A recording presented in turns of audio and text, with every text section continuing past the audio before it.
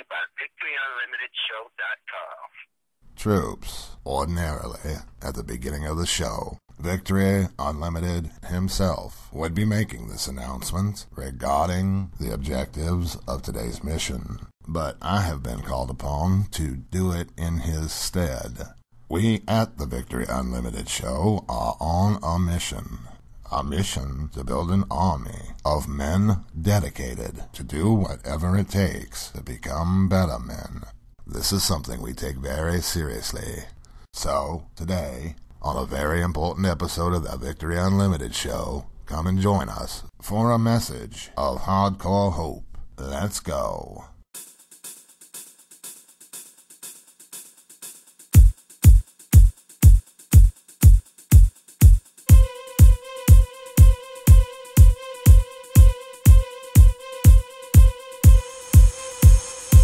If you picked up this frequency, downloaded this MP3, or gained access to this broadcast by any means, know that you are not listening to just another ordinary radio show. You are listening to the greatest dating, relationship, and life strategy show for men in the world.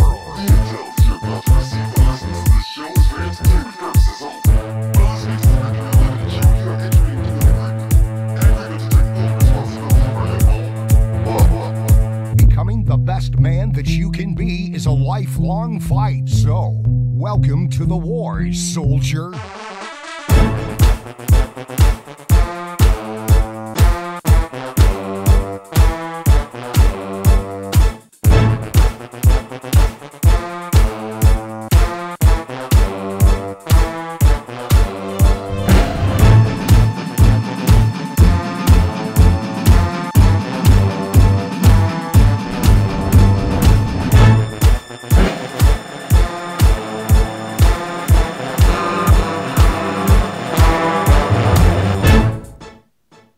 Today, we got an email from George. He's 35, a single father from Minneapolis, Minnesota. And the title of his email is The Losing Year.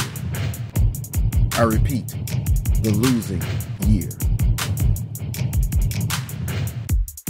And George writes, "Hey, BU, I'm just writing to give you props. Good show, man. I'm glad I found it. Since my wife died a couple of years ago, around this time, I tend to keep to myself these days and just focus on raising our 2 kids and trying to survive in this screwed up economy. After my wife died in a car wreck, things seem to have been getting worse, because this year I lost my dad too, back in April, due to a massive heart attack. He and I were very close. And now with him and my wife gone, all I've got left are my kids, my friends, and my Christian faith. My job laid me off earlier this year, and I just started back to working last month or so. In the between time, I've been living off our savings, and I've also started my own business, and it looks like it could turn into something big one day, but it sure as hell ain't big today.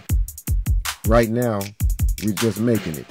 The kids are good, but as far as accomplishing my goals are concerned, it seems like I always make 2 steps forward only to get knocked back 1 step.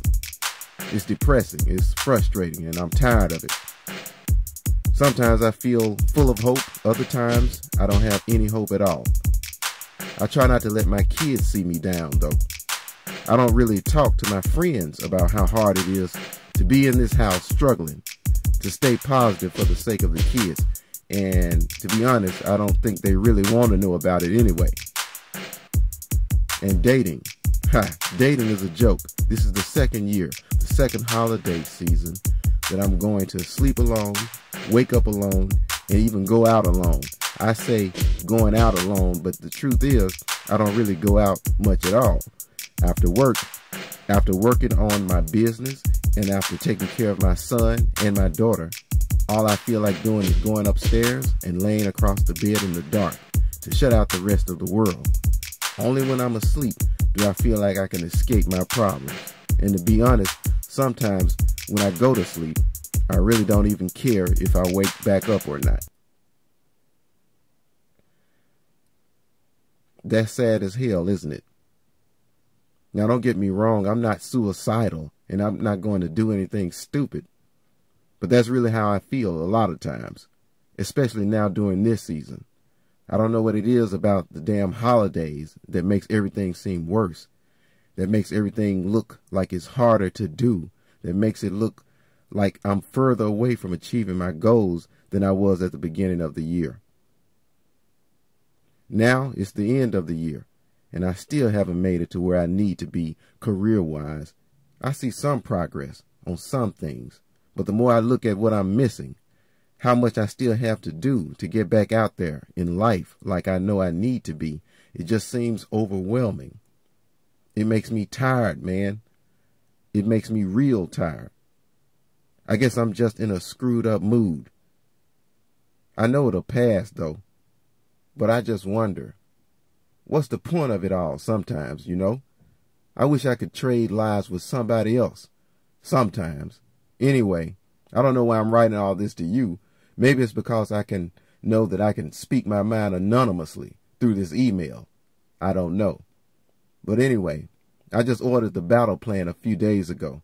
I hope to be able to dive into it full force once the kids' winter break starts in a week or two.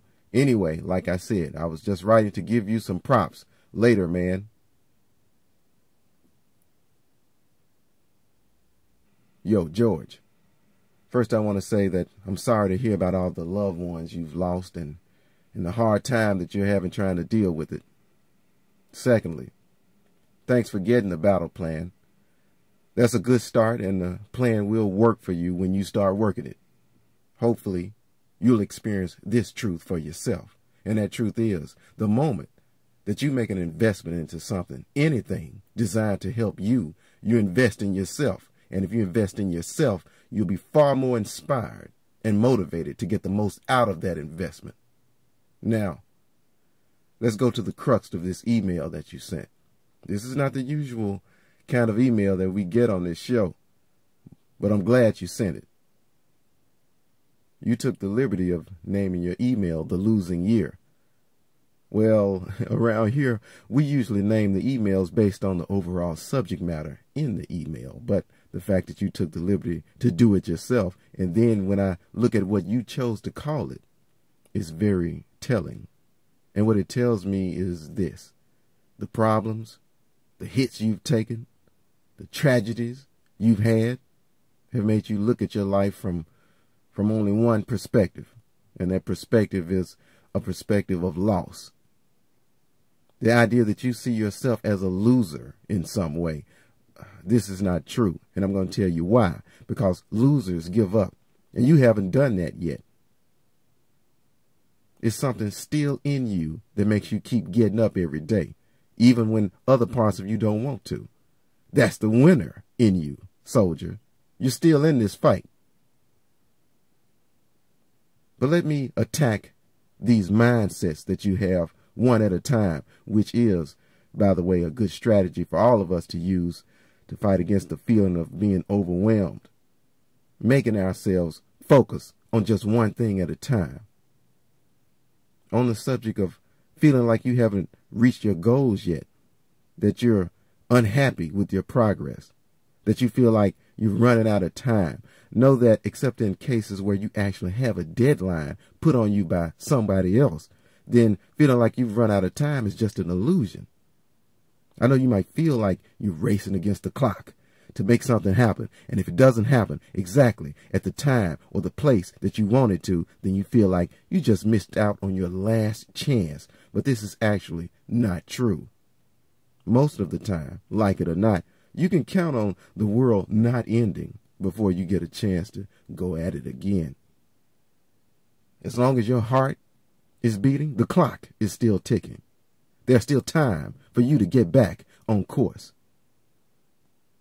Here's an analogy to explain to you what I mean. Think of your life as a plane. Think of yourself as the pilot. And think of achieving your goals as reaching your destination point. From the time a plane takes off until the time it touches back down, it never flies in a straight line. It never goes from just point A to point B. Did you know that? During the course of a flight, a lot of things can happen that might affect the speed at which that plane reaches its destination. Every experienced pilot knows that he'll be hit with downdrafts, updrafts, gravity, bad weather, good weather, all the time while he's still in flight. He expects it. And he knows that these things will blow his plane off course from time to time. But he also knows that as long as he sits in the cockpit, as long as he keeps manning those controls, he knows that there's only a very slight chance that he won't make it to where he's going. He knows that there's nearly 100% chance that he'll make it to his planned destination, not just safely, but also on time. That's right, you heard me. I said that when a plane first takes flight, it's only on course about 2% of the time. The other 98% of the time is totally off course. So understand that a successful flight plan is all about the pilot constantly making course corrections until he reaches his destination. As it is in aviation, so it is in life. You are the pilot of your own life. If you can just focus on keeping your plane, your life, in the air, and keep making slight changes and adjustments along the way, then you increase your chances of getting to where you really want to be. Worrying about it all along the way is counterproductive to your mission, soldier. Understand that the fear you feel, that uncertainty that you feel, that's all temporary. It's an enemy. It's an enemy designed to keep you locked into the same defeatist mindset that's causing you to think so negatively right now. Now, I've heard it said that fear is actually a great motivator, that it can take you faster and further than even courage can sometimes. But I'm here to tell you that even if that's true, most of the time it won't take you in the right direction or to the place where you really want to be. Like I said, as long as your heart is still beating, the clock is still ticking. Speaking of clocks, I want to point out to you that part of the problem that you're going through here is a focus problem. You're staring at the clock when you should be working with the clock to use it to your advantage. What you're doing is putting an unwarranted amount of pressure on yourself. What you've done is fallen into the trap that I call the HGI, which stands for the hourglass illusion. Have you heard of the hourglass illusion before? Probably not. Well, the hourglass illusion is the mistaken perception a man has of just how fast time is really passing. To a man caught up in the hourglass illusion, time seems like it's passing much faster than it really is. He thinks that time was on his side when he started working to achieve his goals, but for some reason he thinks that time is now not on his side the closer he gets to actually achieving that goal. Do you understand? Look, here's what I mean. Think about an hourglass. Think about what it looks like when at the beginning you turn it over and the sands of time first start pouring out to signal the start of something. Now, think about how an hourglass looks when most of the sand is at the bottom of it than at the top. Well, you know you're in the HGI trap when you spend more time watching the clock than you do working your plan or accomplishing your mission. You're more distracted by the glass and less focused on moving your ass. You see, this is what happens when a man becomes too prematurely invested emotionally, mentally, physically, or financially into the outcome of whatever the thing is that he may be out to accomplish. Think about it. As the last bits of sand start running down an hourglass, it only looks like the sand starts running out faster. But again, that's just because you're so close to it that you see all the activity of each and every grain of sand, when at the beginning you didn't. And the reason you didn't at the beginning was because you weren't as close to achieving that goal as you are right now. What you're suffering from is the negative effects of an increased level of awareness, not from time running away from you.